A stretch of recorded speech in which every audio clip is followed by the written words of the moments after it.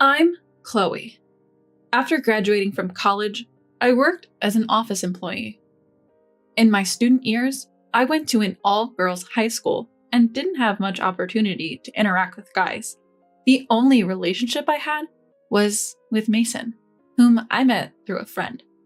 Mason worked for a major corporation. He was incredibly good-looking, like a celebrity, and had great style. I was head over heels for him. Then came a day when I knew I absolutely wanted to marry Mason. While waiting for Mason, who was late to our meeting spot, I received a call. Following the voice on the other end, I turned around to find Mason standing there with a big bouquet of roses. "Will you marry me?" I thought I was dreaming when Mason, smiling, offered me those words along with the bouquet of roses. I immediately said yes, and we embraced, public setting or not. I was thrilled by Mason's proposal, which felt like a scene from a drama. Little did I know then what Mason's true nature was. After getting engaged, Mason and I started to talk about practical matters concerning our marriage. First, there was the issue of our parents. Both Mason and I are only children, so we'd have to take care of our parents eventually. We decided each would look after their own parents, so we wouldn't burden each other. Next, we discussed whether to combine our incomes or not. I was okay with merging them, but Mason said, "We shouldn't rely too much on each other's income, so let's keep them separate." I agreed. Following that, we decided not to disclose each other's savings. We agreed to each contribute half to our living expenses. Other decisions included the number of children we'd like to have, the area where we'd live, and whether we'd opt for a standalone house or an apartment. There were many decisions to make, but I believed I could do anything if it meant spending my life with Mason. When we went to announce our engagement to father-in-law and mother-in-law, whom I'd met before and gotten along well with, that belief started to waver. As usual, mother-in-law and father-in-law welcomed me warmly with smiles and said, "Chloe, welcome." We entered the house, and due to the special occasion of announcing our engagement, I felt a bit nervous. In the living room, Mason, father-in-law, mother-in-law, and I took our seats. My in-laws happily congratulated us on our engagement. "I was wondering when you two would get married. I'm relieved that you finally gotten engaged," mother-in-law said, and Mason chuckled shyly. I also felt my cheeks go red. While father-in-law and mother-in-law never stopped smiling at our youthful enthusiasm, something father-in-law said made me start questioning Mason. "So, when are you planning to move in together? We need to prepare for the move too. You're not thinking of living in this house, are you? It'll get cramped when you have children." Huh? Move in together? My bewildered expression made father-in-law and mother-in-law puzzled as well. Only Mason looked a bit uncomfortable. "Wait, what?" said mother-in-law, giving me a suspicious glance. "Chloe is going to be financially supported by Mason, right? It's only natural that you live together. I did the same thing. Isn't that right, hon?" Father-in-law nodded. "Yeah, that's true." Mason chuckled awkwardly and muttered, "Sorry." This meant Mason hadn't told his parents anything about our discussed plans for married life. This was the first time I felt disbelief and disappointment in Mason for not communicating with his parents. The man I deeply loved and saw as a prince suddenly seemed unreliable. But I've heard that's what marriage is like. I suppose there are sides of Mason that only become visible after engagement. I started to explain to father-in-law and mother-in-law, convincing myself that this was all part of it. I don't plan on relying financially on Mason. I'm not quitting my job. And we've decided to individually take care of our own parents. "Hold on, Chloe. You should reconsider. Sure, women are advancing in society, but Mason has a good salary. It would benefit the household. Isn't it heartless to care for your parents separately?" We're both only children, and our parents are roughly the same age. We decided it'd be better to each care for our own parents, especially if they fall ill at the same time. Father-in-law and mother-in-law had complicated looks on their face, but I continued to explain with unwavering conviction. I didn't want to ruin my relationship with them, but I also wanted to live the married life Mason and I had agreed upon. I don't know Mason's income or savings, but considering where he works, I know he earns a decent wage. However, quitting my job isn't an option for me. "Do you have such an important job, Chloe?" I hesitated a bit, then nodded. "Yes, actually, my dad runs a company that I'm supposed to take over in a few years." Father-in-law and mother-in-law were shocked. I was further disappointed in Mason for not informing them, as he knew about this. So do you have a higher income then? Because my parents own property, I own a few apartments in my name, so yes, I believe my income is higher than Mason's. I've been receiving a substantial income since 9th grade, thanks to the properties my dad transferred to me. I don't spend much, so I have more savings than Mason too. I had heard that men are intimidated by high-earning women, so I was actually relieved when we decided not to disclose our incomes. Mason knew I was studying hard to become a future CEO, but he was also shocked to find out about the apartments. After that, the conversation turned to how many apartments I owned, how much I earn, and how much I've saved. Even Mason joining in despite our prior agreement to keep those details private. That day, I somehow dodged a barrage of questions, not revealing my income or savings, and made it home. But Mason changed after that. He became increasingly interested in my finances. When we talked, the subject of money came up, and if we went on a shopping date, he'd ask for expensive brands. I would refuse, saying, "We agreed to keep our finances separate. If you want it, buy it with your own money." Doing so would put Mason in a visibly bad mood, and the atmosphere would sour. The real shock came when Mason stayed over at my house. When I came out of the bathroom, I found him rummaging through my desk drawers. "What are you doing?" I asked.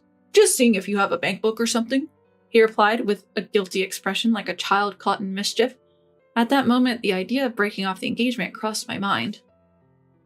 Mason was no longer the Prince Charming he once was. He changed his attitude as soon as he learned about my income and savings, and it deeply hurt me. But Mason was my first love. I couldn't forget his romantic proposal with the big bouquet of roses, nor could I completely abandon my feelings for him. Should I leave him, though I still loved him? As I was mulling over these conflicting emotions, an incident occurred. That day, I was distracted by a headache at work. Sleep deprivation from worrying about Mason was probably the cause. I felt I couldn't let personal issues affect my work if I was to become a boss one day. I must have looked unwell because a coworker noticed. Since it wasn't a busy period and the staff had some bandwidth, I decided to leave early. As I reached my front door, I felt ashamed of not being able to manage even my health and noticed something odd. The door was already unlocked. For a moment, I wondered if I had forgotten to lock it, but that had never happened before. I was fully aware of the risks of living alone as a woman and was cautious. So who unlocked the door? Despite my unease, I opened the door. Only then did I think of the possibility of an intruder inside. Panicked, I grabbed an umbrella from the stand as a makeshift weapon. I was so flustered that I didn't notice until I heard a noise from deeper inside. A gasp escaped from my lips. Someone was still inside. I couldn't handle this on my own. "I have to call the police," I muttered in a shaky voice, reaching for my phone. Just then, someone sprang out from the hallway. "No!" I screamed, bending down out of fear. Wait, a familiar voice yelled out. "Huh?" As I slowly lift my head, I see Mason standing there, wearing a knit cap, a mask, and gloves. Mason looked like an intruder. Actually, he is an intruder, because I never gave him a spare key. Why? "I wanted to know how much money you make, Chloe, so I snuck into your place." "Without permission? How?" My voice trembles with fear as I ask, and Mason pulls a key out of his pocket. "A spare key. I made it without asking you when you stayed over at my place." The tears that fell were a mix of relief from mortal danger and boiling rage. I had never been this angry in my life. I pushed away Mason's hand, which was rubbing my back in an attempt to calm me, and screamed, "Are you kidding me?" in a voice so full of anger, I doubted it was my own. Mason, who had only seen my typically calm side, was stunned and fell on his rear, but my rage wasn't over. "Making a spare key without permission is criminal. And what's with the disguise? Were you planning to steal my bank book if I hadn't come back?" "No, I just wanted to check." "Check what? We agreed to keep our finances separate after marriage. I know you changed your attitude the moment you found out I have some money." I throw my umbrella at Mason, who staggers back, letting out a pathetic "whoa." Why did I ever think someone so pathetic, sneaky, and money-minded was Prince Charming? My dream, which had been so joyously accepted, along with a bouquet of roses, had come to an end. I grab Mason's belongings left in the room and throw them outside, pulling Mason out by the arm. Ignoring Mason's plea to wait, I yell, "Get out! The engagement is off, and I never want to see you again. Wait, Chloe, I truly love you. No need for your love anymore. Goodbye." I slam the door shut. My love for Mason completely chilled.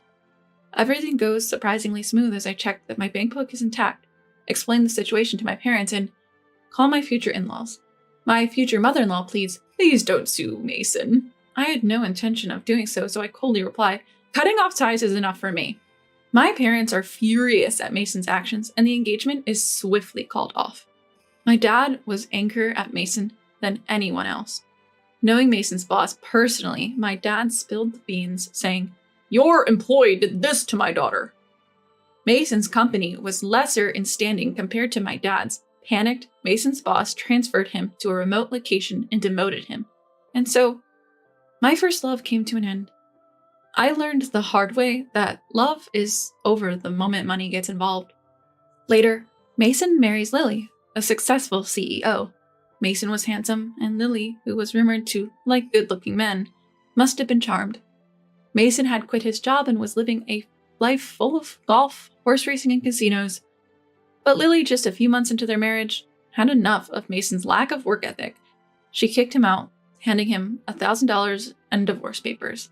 "You lose yourself with this money," she said, as Lily, who didn't know I was Mason's ex, later told me. I totally get where Lily was coming from. Mason was the kind of guy you'd want to kick to the curb. After that whole ordeal with Mason, I dove into my work. Friends at the time say there was an intensity to me, working with the resolve to make my job my lifelong partner. But there was a man who found that intensity appealing. He kept pursuing me, and though I initially resisted, I eventually felt drawn to him. Now, we're married, and we've been blessed with 3 children. Taking over for my dad, I've become the company president. My husband has taken all the household duties as a stay-at-home dad. Once the kids are grown, my husband wants to contribute to my company, and that's why he's my ideal Prince Charming. As for Mason, after Lily left him, he even tapped into his parents' money.